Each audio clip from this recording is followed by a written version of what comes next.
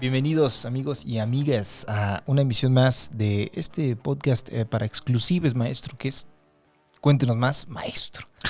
¿Cómo está, maestro? ¿Cómo le va? No, pues bien contento, Master, de volver a reunirnos en esta mesa. Sí, se nos complicó un poquito el mes pasado, que es octubre, ya este va a salir en noviembre, pero ya, estamos de vuelta, maestro, estamos de vuelta. De vuelta y pues con muchísimo gusto, entusiasmo de seguir dándole, seguir maestro. dándole. Claro. Ese canal que crece y crece. Crece, va para arriba. Maestro, ¿y cómo le fue en la FIL del Zócalo? Muy bien, Se presentó Notas sin Pauta, ¿no? Presentamos Notas sin Pauta, tuvimos pues el foro que nos asignaron estuvo prácticamente lleno. Qué bueno, maestro. Y presentamos el libro y bueno, pues hay que seguirle tratando de encontrar la manera de que el libro funcione.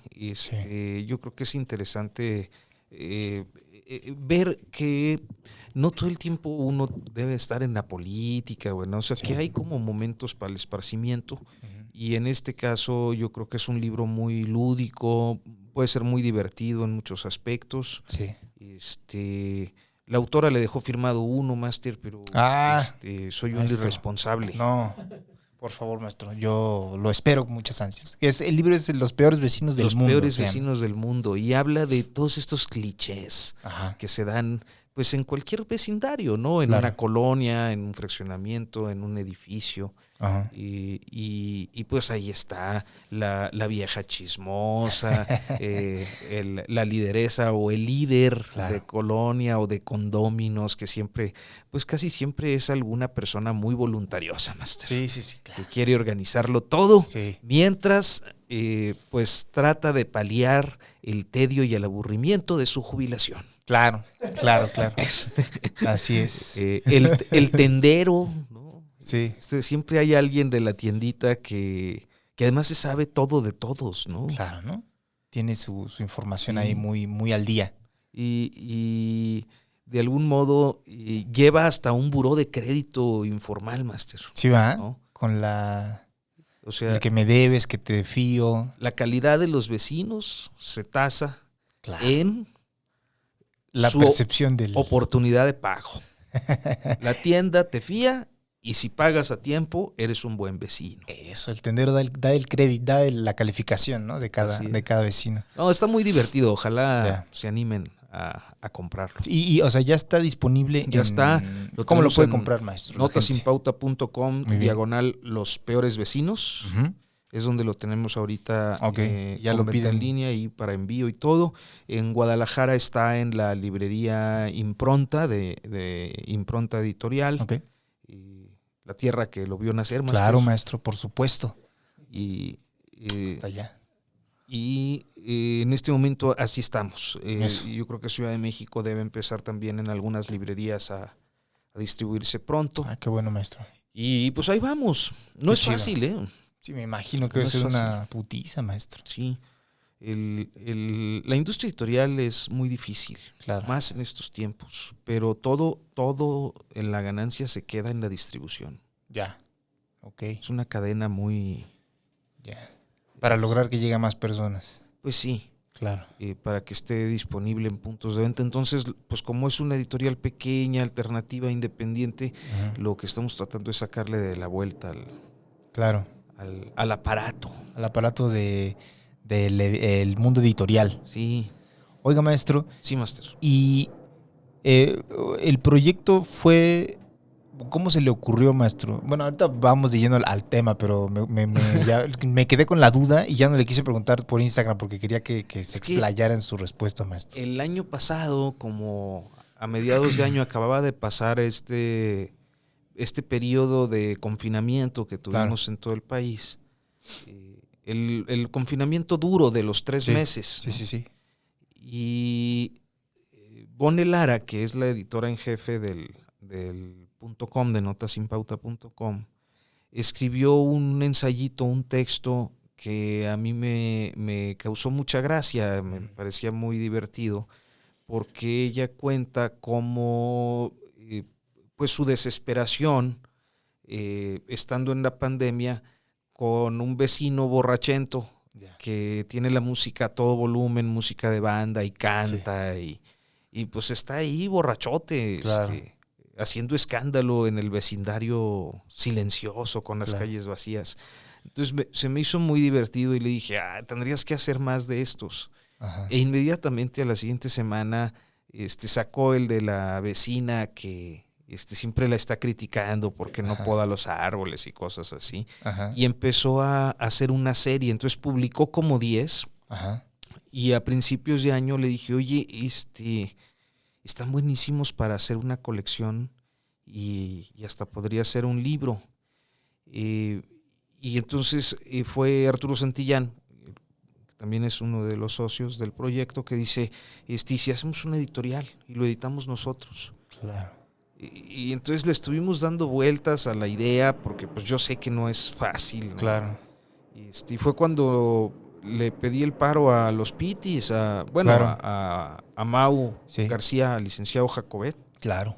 y a Natso, Claro. el buen Nacho Torres, y pues hicieron el crowdfunding, que se Claro. llamó el Masterton, donde amablemente nos Ahí hiciste favor, ahí en Hola Robot. Sí, es cierto. Y bueno, pues con eso fondeamos el proyecto. Qué bueno, maestro, qué chido. Y, o sea, tiene como en mente, me imagino, otros Sí. proyectos. Qué bueno, maestro. Sí, sí. Qué chingón. Hay que ir avanzando en más y más y más proyectos. Claro que sí, maestro. Maestro, Sí, señor. pues hoy el tema PRI es muy picoso y me interesa mucho, maestro. Y no sé si nos puede platicar al respecto de la fundación de este infame partido por allá de los 20, si mal no recuerdo. Pues mira,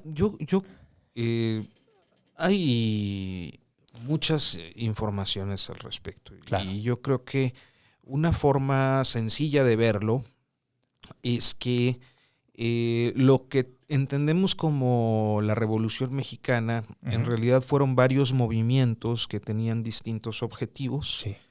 Y que quizás el único objetivo en común que logran concretar es la caída de Porfirio Díaz primero, y después de Victoriano Huerta, Claro. ¿no? Porque pues triunfa la Revolución Maderista, Sí. del sufragio efectivo no reelección, y el golpe de Estado de Victoriano Huerta, digamos que se convierte una vez más en un factor de unidad entre los diferentes grupos revolucionarios.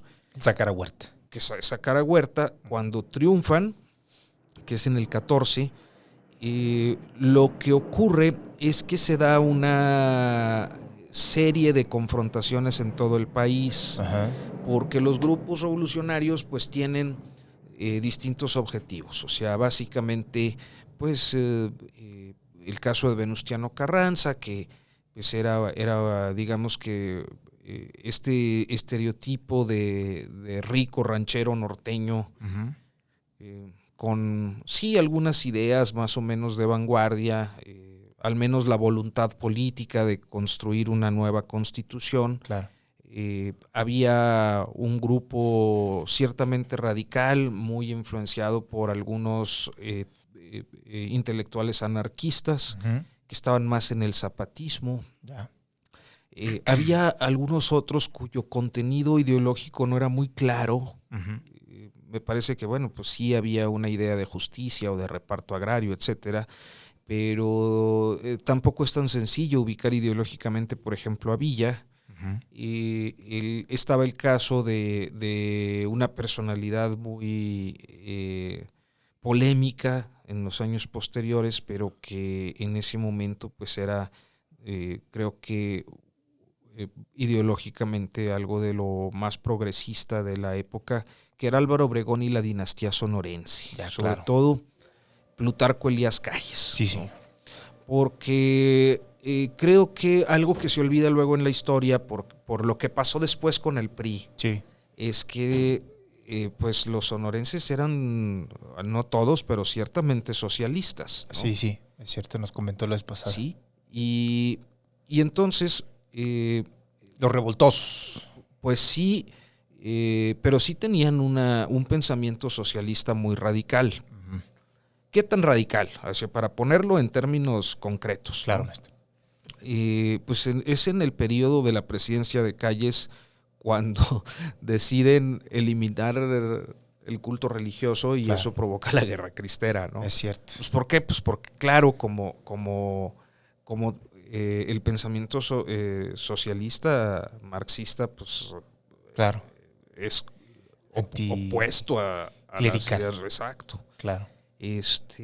Tuvieron una discusión muy fuerte y un tema muy complejo, una problemática compleja con el proceso de autonomía de la Universidad Nacional, Ok.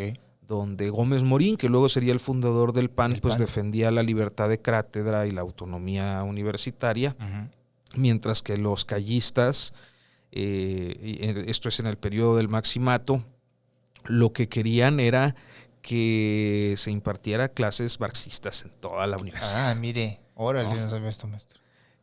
Entonces, había toda esta efervescencia, digamos, de distintos grupos. Y esa visión, me parece que de Plutarco Elías Calles, de tratar de conciliar Ajá. a los diferentes grupos revolucionarios con temas muy concretos, ¿no? Al que le interesaba el asunto agrario, pues tener un espacio para lo agrario, al que le interesaba lo obrero para lo obrero, que creo, y esta es mi perspectiva, pues imita de manera muy notable el modelo soviético del corporativismo. Claro. Corporativismo que se expresa pues en la fundación de la CTM, de la CNC, Claro. o sea, de organizar en grandes organizaciones, de afiliar a grandes, sobre toda la población. Sí.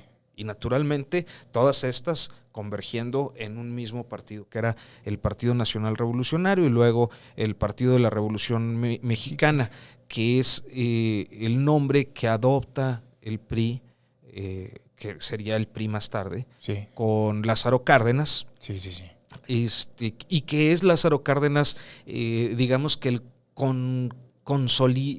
que consolida esta idea de organizar así al país, de adoptar el modelo corporativo, funda la CTM con su amigo Lombardo, tiene un pensamiento de izquierda ciertamente muy radical en la exposición, por ejemplo, del general Mújica, pero al mismo tiempo tiene a un derechista conservador como Manuel Ávila Camacho. Claro. Entonces, eso pues es reflejo de la forma en la que se va articulando el sistema político mexicano con un esquema en el que es un partido único. Digo, sí, nació el PAN en el cardenismo, estaba el PARM, el Partido Auténtico, claro, que se fundaría unos años después con la escisión de algunos generales inconformes del PRI, y había alguna otra expresión, quizás el PPS,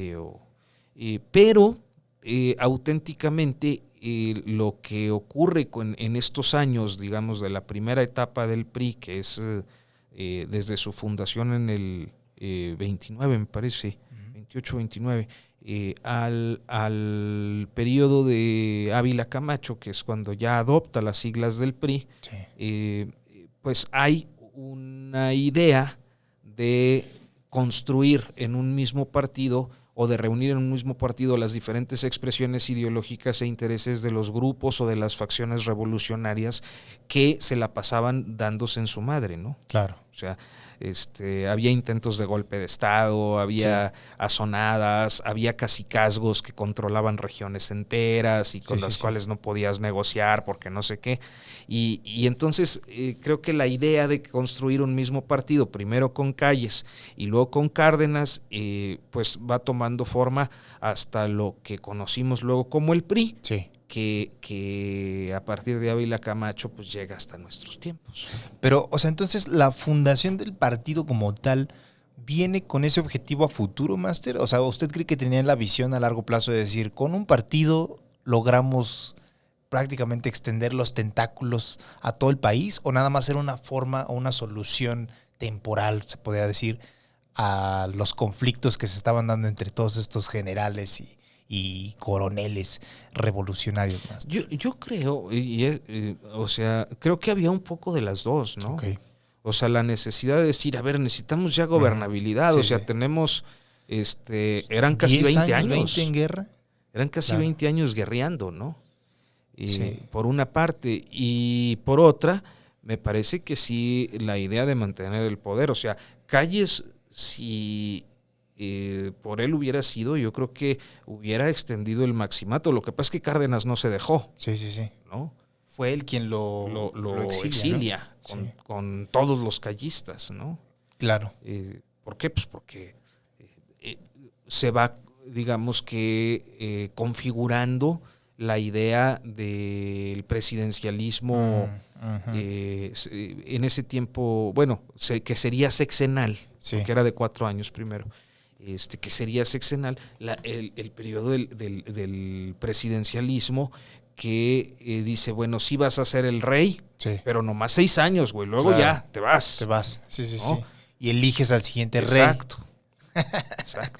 Qué cabrón, es como un club ahí entre sus compas, ¿no? Decidiendo quién se queda y después eso, tu compa decide quién sigue después de él. Y me imagino que los favores que hacían durante su periodo presidencial les redituaban terminado el término, ¿no?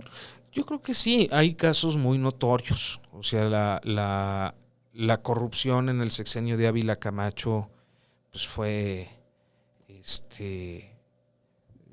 una cosa muy notoria. Sí. No se diga en el de Miguel Alemán. O sea, Miguel Alemán, que es como el gran, es como el presidente que tiene el gran momento de la posguerra, de la Segunda Guerra Mundial. Sí. Le toca ser el presidente de posguerra cuando el mundo está en ruinas. O sea, cuando el mundo imperial está en ruinas. Claro. O sea, cuando Estados Unidos pues está golpeado por la guerra, Europa está hecha pedazos, sí. Los soviéticos pues están ahí tratando de reorganizar sus fuerzas para... Sí. Entonces, las grandes potencias están en crisis y es este periodo que conocemos como el milagro mexicano. Así nos enseñan en la escuela, ¿no? Sí, sí, sí. El periodo del milagro mexicano, cuando el PIB creció y México y tal. Sí, es cierto. Y todo el mundo era feliz, ¿no? Es cuando hubo como una migración de los pueblos hacia la Ciudad de México, ¿no? Pues se va urbanizando, se va industrializando más, claro. y se crea mucha infraestructura, carreteras, aeropuertos, unidades habitacionales, hospitales. A mí me impresionaba mucho de niño, me acuerdo, porque pues, a veces en los paseos familiares, ¿no? O en algunas situaciones que, por ejemplo, llegábamos a un teatro donde iba a haber ahí alguna cosa infantil, no sé qué, un teatro del Seguro, que además los hacían grandes, bonitos. Claro. Y en la placa este teatro fue inaugurado por el presidente Miguel Alemán. Ya. Hace tantos años. Sí. O llegabas al centro vacacional Huaxtepec, o a un hospital, un hospital del Seguro Social, o no sé, infraestructura así, que sigue siendo además muy grande y muy... Sí. Y entonces vienen ahí una placa donde dice, este fue inaugurado por Miguel Alemán. O sea, había mucha obra. Claro. ¿no? Y había mucha obra, y donde hay obra, sobra. ¿no?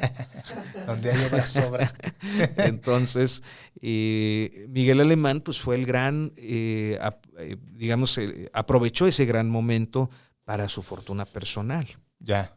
Y entonces... ahora que está también, metieron al nieto. Al nieto, ¿no? Está ahorita, digamos que está a salto de mata. Ah, ok. ¿no? Muy bien. Está allá en París. Ah, mire. Tiene sí ficha de Interpol, pero bueno, pues... Por ahí anda. Ahí anda. Lo que hizo fue una cosa que es parte, digamos que de la historia poco contada del PRI, porque es un aspecto que me parece que se relaciona con el principal sector del PRI. O sea, el PRI siempre hablaba de sus sectores como las fuerzas vivas de la revolución, ¿no? Decían el sector campesino, y estaba ahí el obrero, y estaba la CTM o la CROC o la CROM, y el popular, que era la CNOP, ¿no? Y así siempre la CNOP tenía estos de Unión Revolucionaria de Pescadores, Unión Revolucionaria de Comerciantes en Pequeño, Unión Revolucionaria eran la CNOP. Y entonces hay un sector que siempre se ha mencionado poco, que es el sector capitalista o el sector empresarial, que con Miguel Alemán logra organizarse en lo que más tarde definiríamos como la cúpula de cúpulas, que era el Consejo Mexicano de Hombres de Negocios. Miguel Alemán organiza esta cúpula, que además la lista de miembros no se conocía hasta 2014. Mire. O sea, siempre fue como una... Muy secreto. Muy secreto. Sabíamos que existía, a veces quien estaba de presidente del consejo emitía algún comunicado, entonces el Consejo Mexicano de Hombres de Negocios se posiciona en tal asunto, ¿no? Ajá. Pero este sector pues fue influyentísimo porque primero pues eran socios de Miguel Alemán. Uh-huh. ¿Y en qué eran socios de Miguel Alemán? Pues en las grandes empresas que hasta el día de hoy siguen siendo las generadoras de las grandes fortunas mexicanas, como Televisa, uh-huh, como Grupo México, uh-huh, de las que era socio, ¿no? Okay. ¿Por qué? Pues porque daba las concesiones o daba los contratos, pero iba con un porcentaje. Ya, claro. Entonces, al organizar así al, digamos, alto empresariado mexicano, lo que hizo fue construir un esquema de conciliación con las élites capitalistas que implicó, entre otras cosas, por ejemplo, el llamado pase de charola, ¿no? Que era los donativos para la campaña de los presidentes. Ah, ok, ya. Que organizó el visto bueno. O sea, los presidentes sí ciertamente elegían, o sea, un compa de su equipo para sucederlos, pero pasaban como por varios consensos, ¿no? Ok, tenía que aprobarlo. Sí. Ya. Fue Porfirio Muñoz Ledo el que reveló, porque él era secretario de Estado con Luis Echeverría, y reveló cómo era que los presidenciables, que así se les decía, ¿no? Ajá. Es presidencial.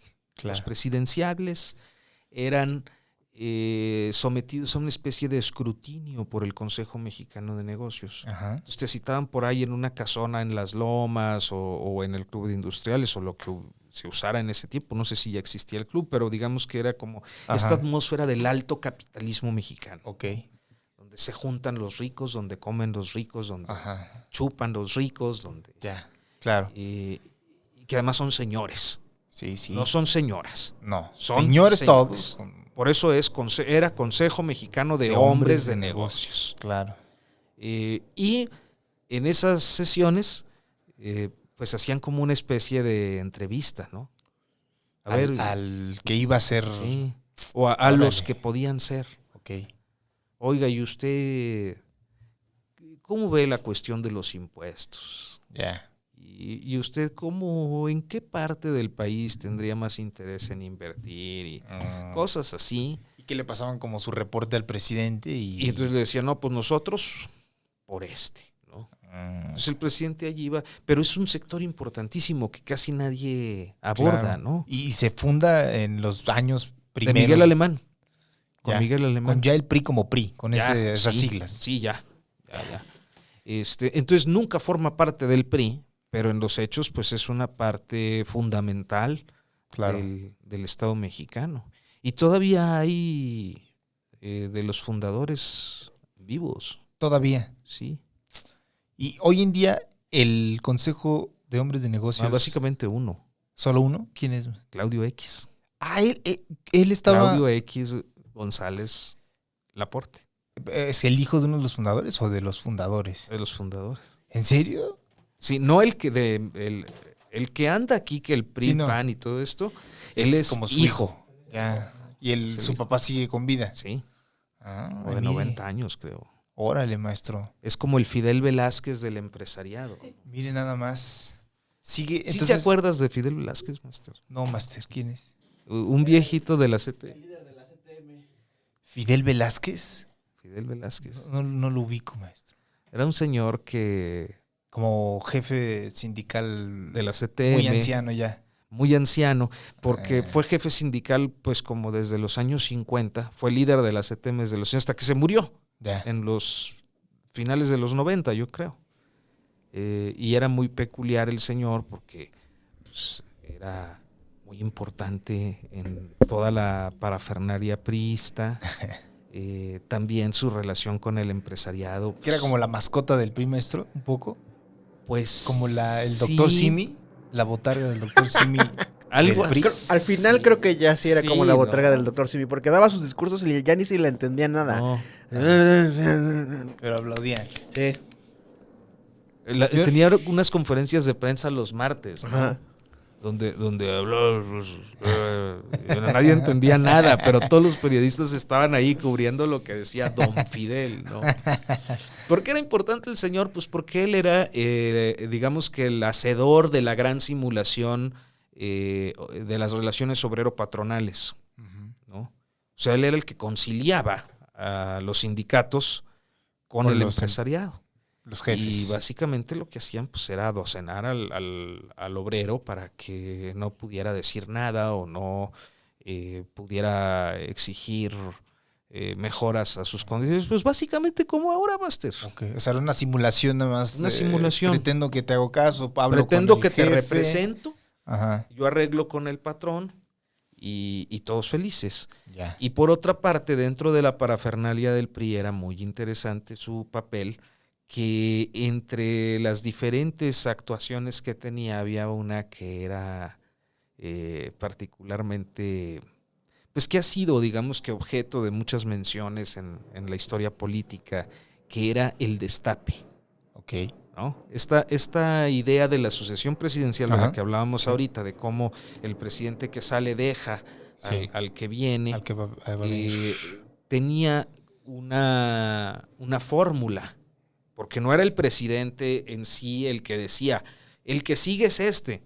O sea, públicamente, porque todo es simulación, todo es construcción de una idea, ¿no? Aunque todos sabían que era el presidente, pues había un procedimiento. Claro. Sí. Las formas. Sí. De ahí viene toda esta idea de las formas. Es que hay que cuidar las formas, ¿no? Es muy priista esto. Y decía, por ejemplo, en esta lógica de la sucesión presidencial, quien hacía el destape era Don Fidel.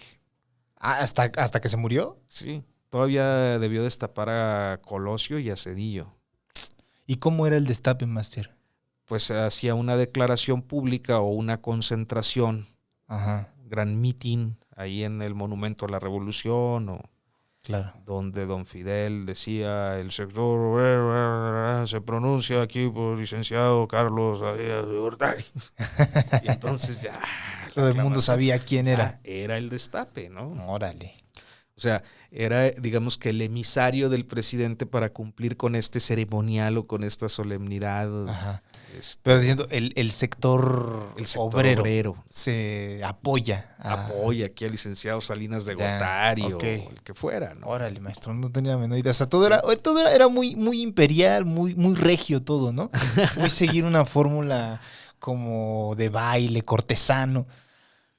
Hay una palabra que creo que es la que nos resultaría muy precisa. Se usa mucho cuando se habla de derecho romano, por ejemplo. Ajá. Cuando se estudia el derecho romano, había ciertas cosas que no podían tener validez jurídica si no pasaban por una solemnidad. Sí. O sea, tenía que haber una solemnidad. Y creo que las solemnidades, digamos, dentro de la cultura priista, tenían una importancia concreta para... O sea, el ritual no estaba completo si Don Fidel no hacía el destape.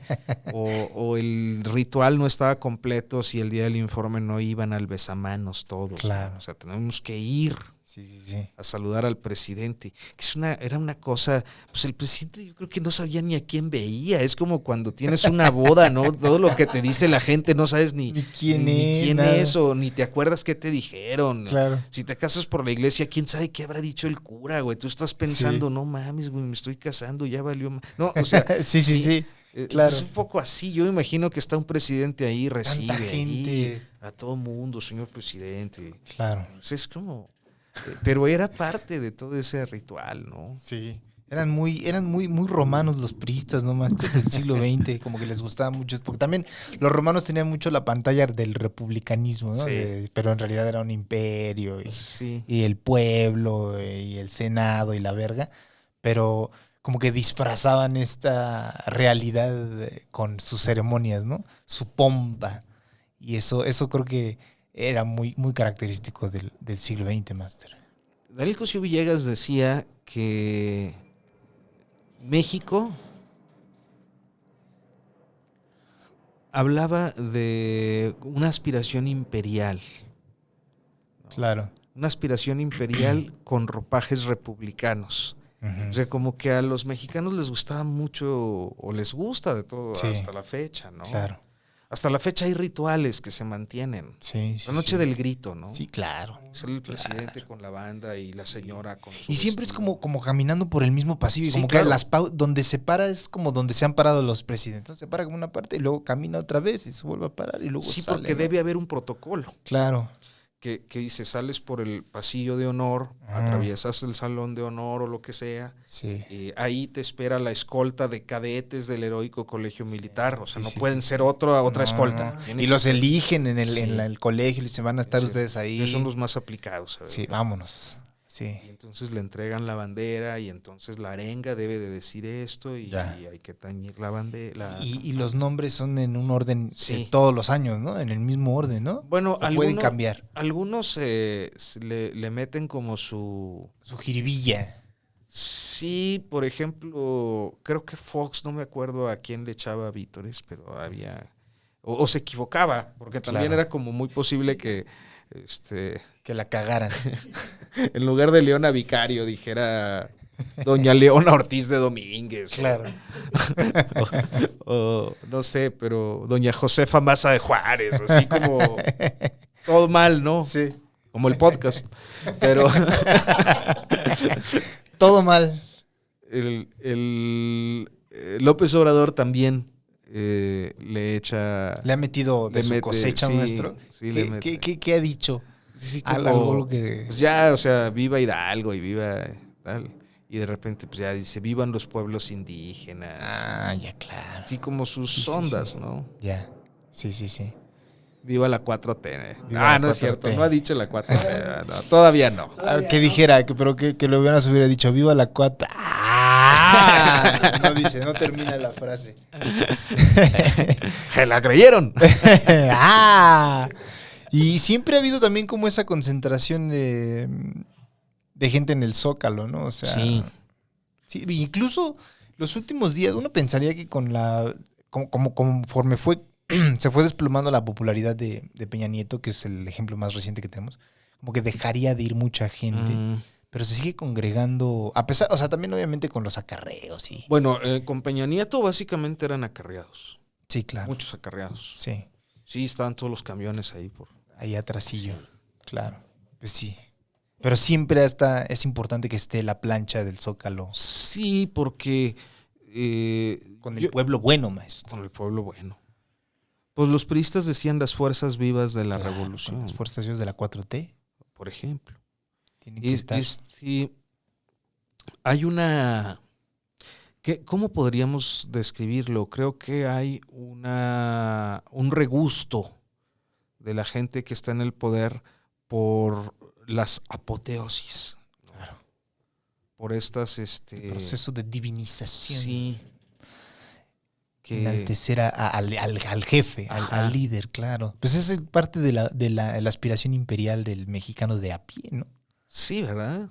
Como un líder, un jefe. Pues siempre, o sea, también el hecho de que el mexicano, igual, ¿qué podía hacer si el aparato del Estado era el PRI?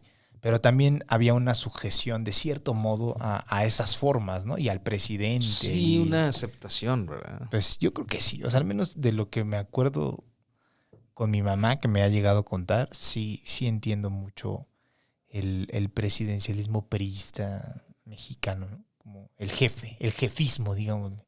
El apoyar al jefe, el tener la fe en el jefe. en el patrón.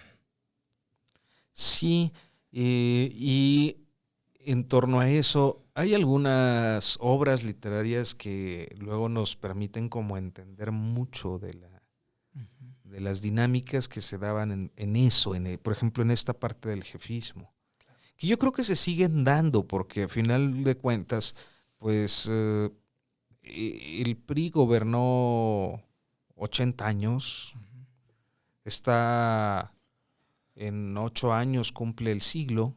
Sí. Y naturalmente sus formas de hacer política impregnaron toda la forma de hacer política en México, independientemente de cuál sea el partido. Claro, pues sí. El poder.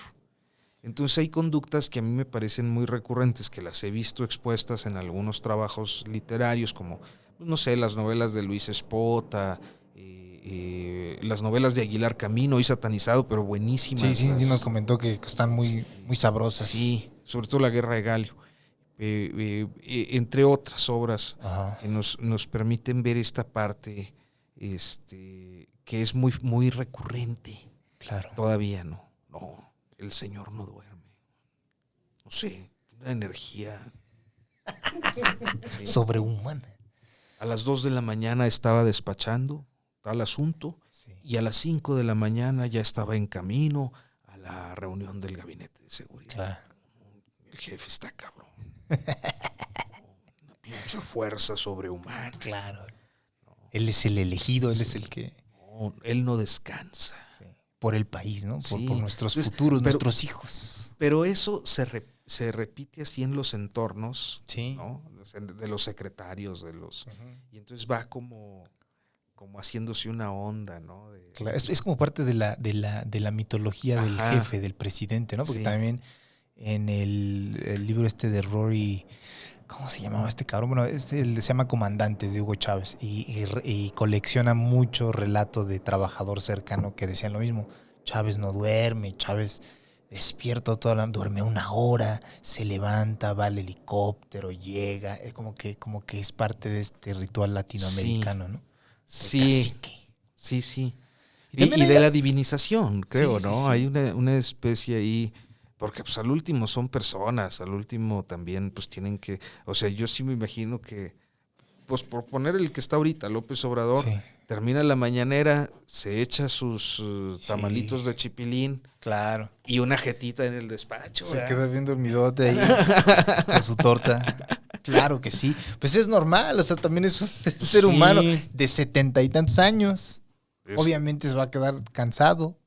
Y aparte, también he escuchado un poquito eso al respecto de él, ¿no? Como que, pues tan solo la mañana de que hora empieza, ¿no? Y se levanta quién sabe a qué hora para cambiarse y llega a la rueda de prensa, divaga por 3 horas y luego se va, y luego tiene más actividades y luego, si tiene que viajar, pues ve que viaja en líneas comerciales, va al aeropuerto.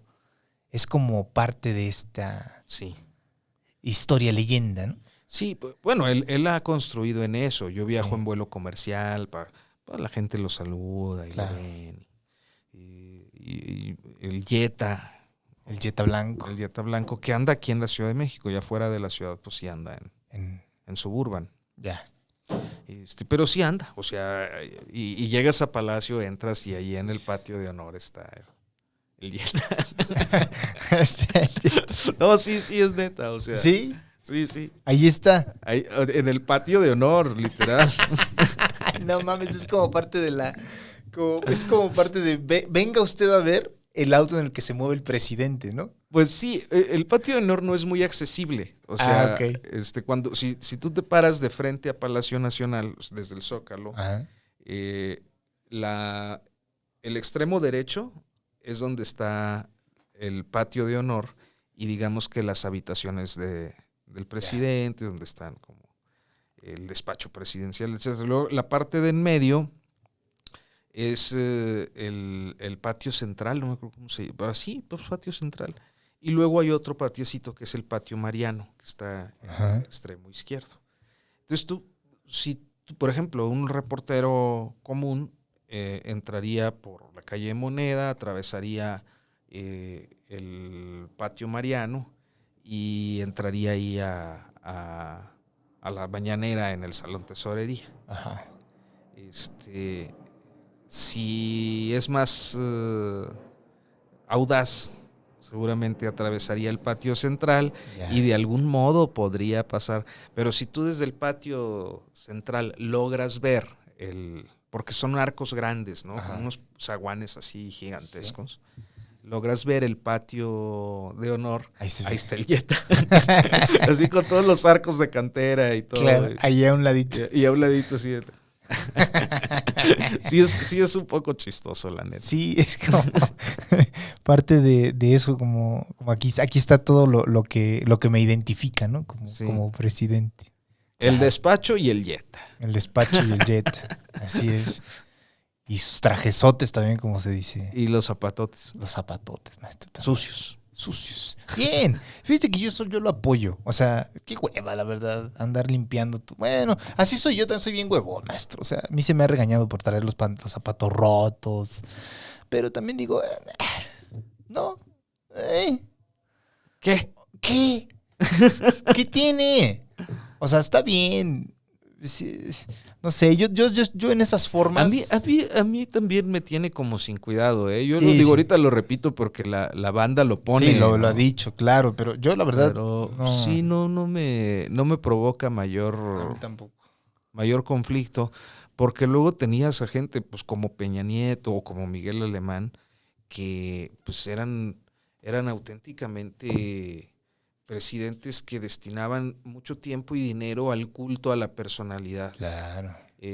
Pulcro siempre. Y esto pasaba por una elegancia, por un cuidado del aspecto personal, claro, del cabello, de los zapatos impecables, que además no boleaban ellos, ¿no? Sí, no. O sea, tenían boleador real. Y los trajes hechos a la medida y sus mancuernillas de oro, no claro, sé, las corbatas de tal marca, todo. Sí. Eso, pero pues tremendos corruptazos. Sí.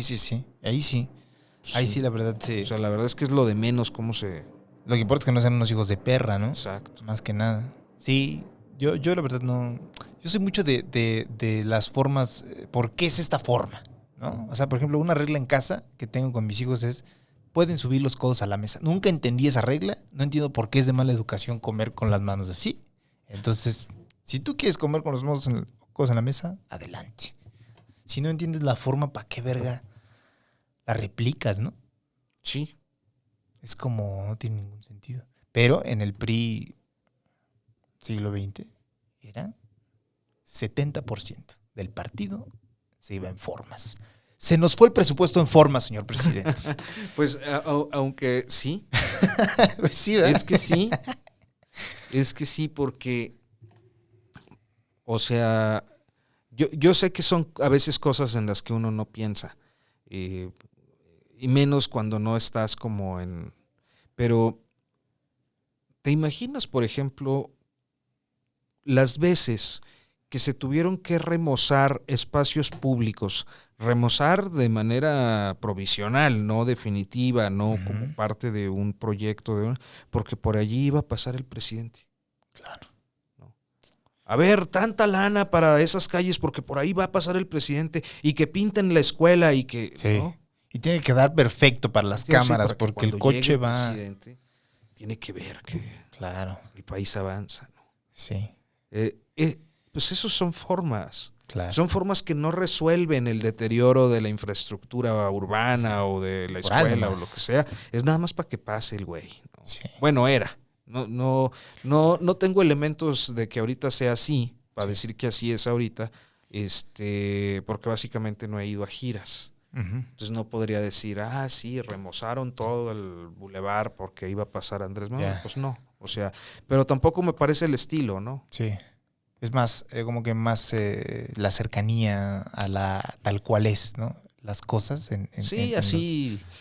Sí, pues ahorita hace poquito estuvo que él está como con un megáfono, ¿no? No sé dónde verga era, pero se veía como un lugar ahí de tierra fría, como medio el camino de terracería. A los del Deforma le hicieron hasta un rap que supuestamente está rapeando con él. Muy cagado, la verdad. Me está dando mucha risa. Pero eso es como más su estilo ese. Pero también igual y no es dinero gastado o invertido en esas formas, pero igual se siguen guardando ciertas formas, tal vez, ¿no? Sí, hay muchas formas y muchas solemnidades y que además yo creo que al propio presidente le gustan. O sea, pues es que el presidente también tiene una formación priista, él viene del PRI. Pues sí. Sí. A muchos de sus simpatizantes no les gusta que se les recuerde claro. ese origen, ¿no? Pero pues ahí está. Ahí está.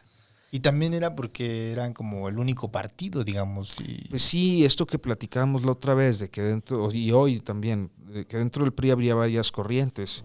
Y pues sí había algunas corrientes que eran un poco más, pues más sociales que otras. Claro. O sea, era un PRI en el que podía caber todavía alguien como López Obrador joven. Claro. Y como Carlos Salinas de Gortari joven. Al mismo tiempo. Al mismo tiempo. El mismo partido, todo. Sí. A lo mejor no el mismo contexto, a lo mejor no las mismas relaciones. Sí. Pero dentro del mismo sistema, ¿no? Sí. Eso sí. Así funcionaba. Sí. Que es una parte que se rompe en los 80. O sea, cuando Miguel de la Madrid y ya toda la élite neoliberal de los llamados tecnócratas, pues toma el poder. Sí. Pues ya esta otra parte demócrata o social va quedando cada vez más excluida, ¿no? Y ya son los que hacen al PRD, ¿no? Pues algunos como Cárdenas, Ifigenia Martínez, Muñoz Ledo, sí, González Corbalá, sí hay varios, ¿no? Que se fueron. Otros se quedaron, se hicieron viejitos, y otros se quedaron, se hicieron viejitos, y luego ya después de mucho tiempo, pues está Bartlett. Sí. ¿No? En Morena. Uno de los grandes villanos del siglo XX. Ahí está. Ahí está. Claro, redimido, maestro. Como Freezer ahora en Dragon Ball Super, que ya es bueno. Eso es Bartlett, maestro. Sí, señor. Pero bueno, volviendo al tema, la historia es más o menos esa. Se funda el PNR en el 28, se funda en el 29, perdón. Se funda el PRM en el 36, si no me falla la memoria.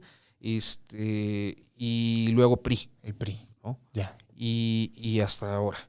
Sigue siendo. Esa es la historia. Sí. El primero lo funda Calles, primer presidente general Manuel Pérez Treviño. Luego Cárdenas, que no me acuerdo a quién pone, pues es como más irrelevante. Ajá. Y luego PRI con Ávila Camacho. Claro. Es con Cárdenas donde inicia la idea del corporativismo, ¿no? Esta de la CTM, que era muy socialista. O sea, ahí sí. Pues Lombardo Toledano era un socialista. La expropiación del petróleo fue un acto. Ellos tuvieron esa... Claro. Yo creo que si Cárdenas hubiera querido dejar a un amigo, a un hermano ideológico, a su carnal, hubiera dejado al general Mújica. ¿Y por qué dejó a Ávila Camacho? Ávila Camacho. Yo creo que en un momento de mucha convulsión internacional, pues estaba la Segunda Guerra Mundial, sí. Creo que al general Cárdenas debió preocuparle que para Estados Unidos se considera, de por sí ya estaba muy lesionada la relación con la expropiación. Claro. Se considerara una amenaza para su frontera sur tener a un radical como el general Mújica. Ya. El general Mújica es una maravilla, es uno de los personajes poco reivindicados por la historia oficial que conocimos después del cardenismo, y hasta ahora poco mencionada también. Pero era el gran radical. Ese güey era el que estaba así, reparto agrario y petróleo, y él era. Mújica, sí. Sí, es una figura enorme. Y entonces, pues la única forma de conciliar como esta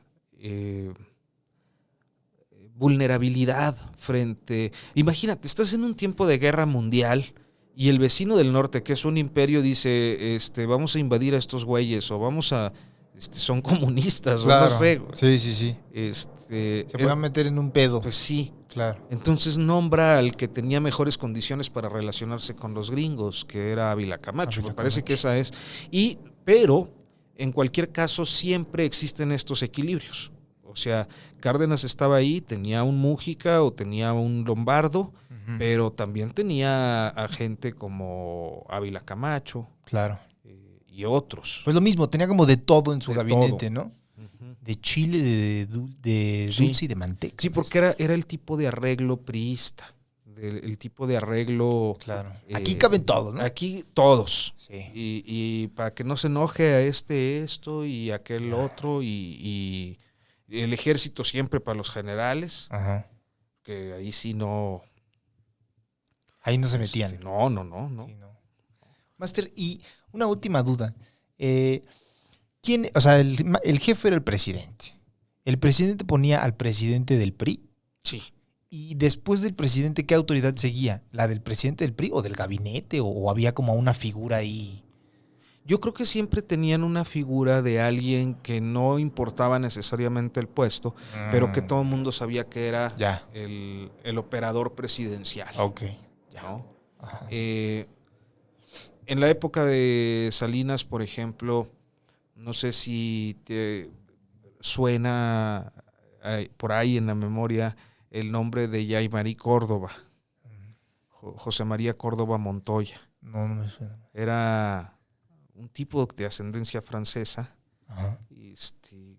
pues que era poderosísimo en el sexenio, ¿no? Y él era como... Entonces él era como el segundo del sexenio. Ok. Y claro, para bisnear, pues tenías al hermano Raúl. Claro. Sí. Siempre había esto. Para loquear también. Ajá. Claro, Sí, ¿por qué no? claro. Leyenda de la fiesta, maestro. Raúl. Sí, ¿verdad? Y con Zedillo, pues estaba Córdoba algún tiempo y había algunas otras personalidades. A veces no es necesariamente un secretario de Estado, a veces puede ser el secretario particular, el jefe de la oficina, que son muy poderosos, ¿no? Ya. Pero sí se identificaba una figura que le seguía al presidente. Sí. Órale. Pero eso era como intuitivo. Ok. Ok. Ahorita, ¿quién sería, Máster? Digamos, después de AMLO. ¿Hay una figura o...? Pues yo creo que una de las figuras más influyentes del sexenio, que no sé si hasta este momento sigue haciéndolo, era Julio Scherer Ibarra. Claro. ¿No? Él era como el segundo del presidente. O sea, no ibas con Olga Sánchez Cordero a pedir, no ibas con quien estuviera en Hacienda, no ibas, o sea, iban los que iban a pedir un favor presidencial a hablar con Julio Scherer. Ahorita no sé si esa figura se mantenga, pero creo que uno de los poderosos del sexenio, que además tiene una virtud que en política para ese tipo de cosas es importante, ¿no? Por el bajo perfil. Okay. Es Carlos Esquer, el secretario particular. Él es una figura muy poderosa que pocos ven, pero que está en todo. Ok, ya. Por ejemplo. O sea, ese es como el perfil del político. El bajo perfil. De quien está como en segundo o quien es el... Cuando necesitas el favor presidencial, casi siempre se trata de alguien de bajo perfil. Pero yo creo que así es en general en la política. Siempre hay como un fuché, como un... ¿no? Algo, una figura ahí... Sí. Shady. Ajá. Que mueve los hilos. Los hilos, claro, Máster. El titiritero. Sí. Que así fuera el título, ¿no? Titiritero real. Como villano de Batman, Máster. Así es, el titiritero. Máster, pues muchísimas gracias por... No, hombre, gracias. Venir a ilustrarnos. Siempre es un gusto. Maestro, igualmente poder platicar con usted. Gracias por platicarnos sobre esta parte tan interesante que es el PRI. A ver si en marzo que hagamos otro, traemos ya como algunos datitos que puedan ser pues interesantes sobre, y que además dejen las preguntas. Estaría bueno eso. Y en marzo que sea el aniversario del PRI. Sí, que se responda. Sí. Ahí está. Vayan dejando sus preguntas. Con Chino, su dirección física es la siguiente. No, no es cierto. Mándele, déjenos en los comentarios del video, pues sí, preguntas que puedan tener. Y en marzo el máster se dará a la tarea de ilustrarnos a todos nosotros e iluminarnos siempre con su sabiduría. Yo ando metiendo ya cuchara aquí en la agenda de Cuéntenos Más, maestro. Pero creo que estaría bueno un episodio dedicado al general Mujica. Ándale, mira. Sí. Así porque es algo que no, bueno, pues nadie. Yo no ni puta idea, ¿eh? Sería bueno uno de Mujica o uno de algunas personalidades que fueron muy importantes, pero que son poco conocidas. O sea, por ejemplo, la reforma con Juárez, yo creo que no sería la reforma que conocemos sin Ponciano Arriaga, y nadie conoce a Ponciano Arriaga. Era el más avanzado de su época, ¿no? Sí, ahí le echa muchas flores Francisco Martín Moreno en sus libros. Sí, yo lo conocí por este autor, sí. Sí, pero es cierto. Pero no, casi, o sea, en la escuela... Nada. Que yo me acuerdo, bueno, es que yo fui a escuela pública y luego, pues, no sé si en las privadas, pero se me hace que menos, ¿verdad? Sí, pero o sea, lo de Mujica no, ni idea. O sea, estaría bueno ahí platicar. Y aparte suena una historia, suena un personaje muy interesante como para... Voy a buscar algún libro más para por ahí. Ahí. Hay uno reciente que no sé si editó o reeditó el Fondo de Cultura Económica. Okay. ¿De Mujica? De Mujica. Pero lo busco y les traigo el título y todo. Pásame el título para echármelo. Se suena interesante ese personaje. Sí, señor. Maestro, muchísimas gracias por acompañarnos. Gracias, maestro Vallarta. Chino, gracias por prestarnos tu estudio. Gente, gracias por pagar. Ahí está. Sigan pagando. Sigan pagando. Por favor.